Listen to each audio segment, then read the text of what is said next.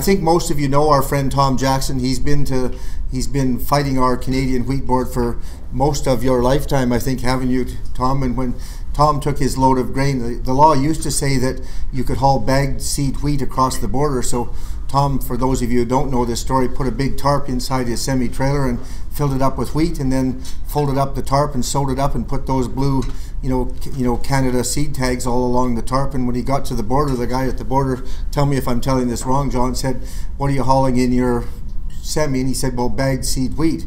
And the fellow said, "Well, I need to see this." And he went and he looked and he said, "Well, it can't be that big of a bag." And Tom said, "It doesn't say that in the regulations." And the government fellow said, "It will, and we're going to seize your truck until it does." And they did. And so, but anyway, that's not what Tom's here for today. He's got another fight going. So Tom, this is Tom Jackson from Killam to tell us about, you tell us what you want to tell us about. Tom, go ahead. Thanks very much, Danny. I really like the lead-in that John brought, because it's so near and dear to my heart.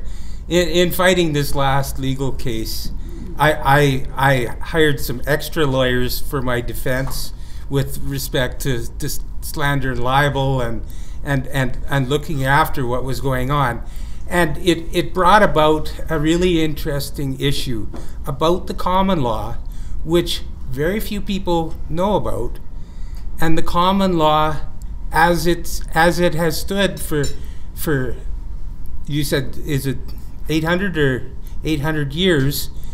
This is the essence of the common law and what it really stands for. And so it's not very long. I'll read it out. Number 1, do unto others as you would have done unto you, and the negative golden rule which states, do not do unto others as you would not have others do unto you. A, do not infringe on the rights, freedoms, and property of others. And B, keep all contracts willingly, knowingly, and intentionally. 2, these are the maxims from our common law heritage, which include A, that for every wrong there is a remedy. B, the end does not justify the means. C, principle fundamentals cannot be set aside to meet the demands of convenience or to prevent apparent hardship in a particular case. D, ignorance of the law is no excuse for breaking the law. E, 2 wrongs do not make a right. And F, one can enlarge the rights of the people. However, they cannot be taken away without informed consent. So it just folded so well, John, into my presentation, and really the basis of why I fight the fight I fight. And to find that the legal community has no concept and no understanding and no teaching on these very basic fundamentals of justice is quite concerning, not only the legal community, but our schools. This should be in every schoolroom in our province and in our nation if we want fundamental justice and truth to guide our prosperity. So I guess that brings me back to the train thing. So we tried to file a joint class action in Alberta, and the issue was there was railcar maintenance. The railways were getting $72 million more than was actually cost to maintain the government fleet of hopper cars for grain shipments. And in 07-08, the government extracted that back out of the profit cap and said, no, you can't charge that $72 million. So we attempted to go back before 2007, because it had been going on for some 18 years, and said, well, why don't we file a class action and get some of that added money back? Well, that really offended the railways. And they sat in the Court of Appeal on the 24th of February and told Madam Justice in the Alberta Court of Appeal, they spent $2 million fighting my and my lawyer, Tony Merchant, our attempt just to succeed to get to class action status. They spent $2 million fighting it, and they won. And then they turned around and went for costs.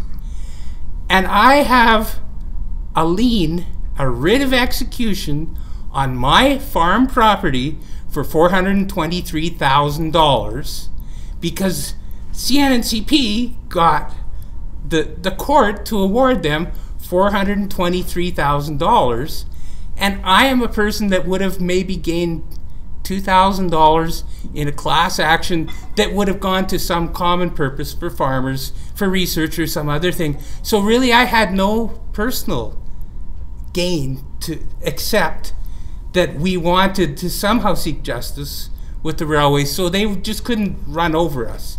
And the long and the short of the story was the justices in their deliberations on us attempting to get class action said, number one, we don't care what the common word costs mean.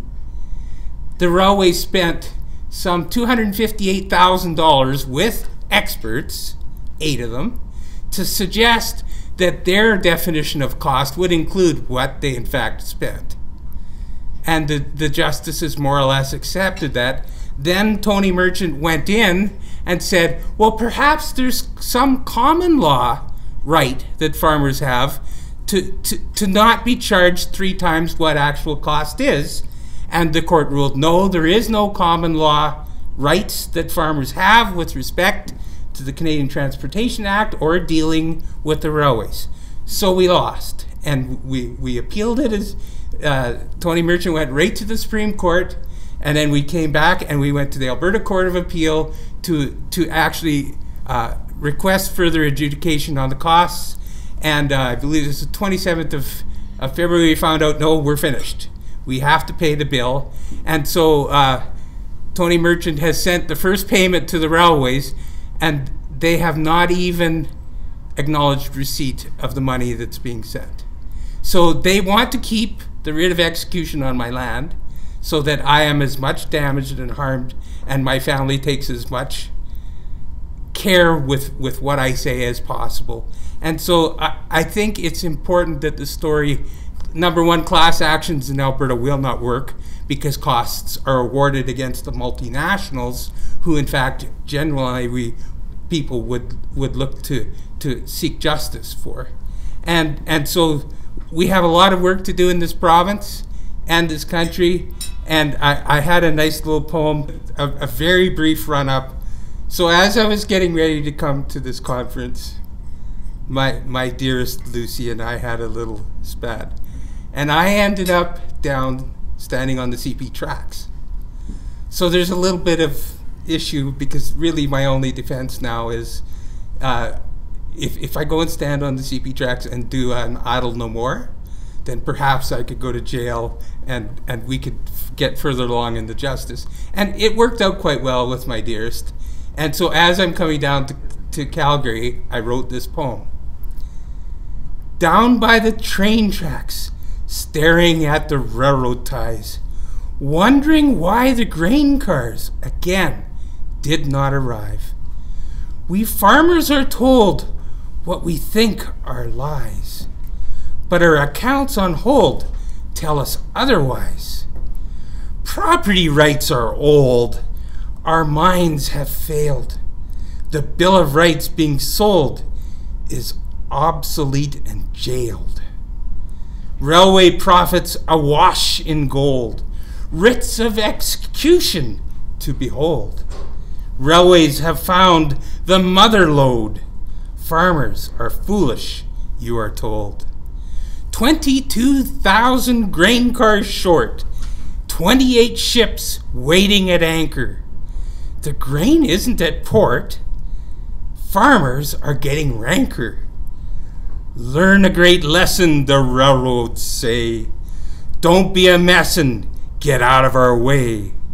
Send us your monies, it's plain to see. Farmers, you dummies, railways can't haul it for free. So that's kind of my response that I wrote for my family, who said, Tom, we don't want your family to be sued, so please tone down your rhetoric and bring forward issues and so I hope you understand the reverse psychology of my poll.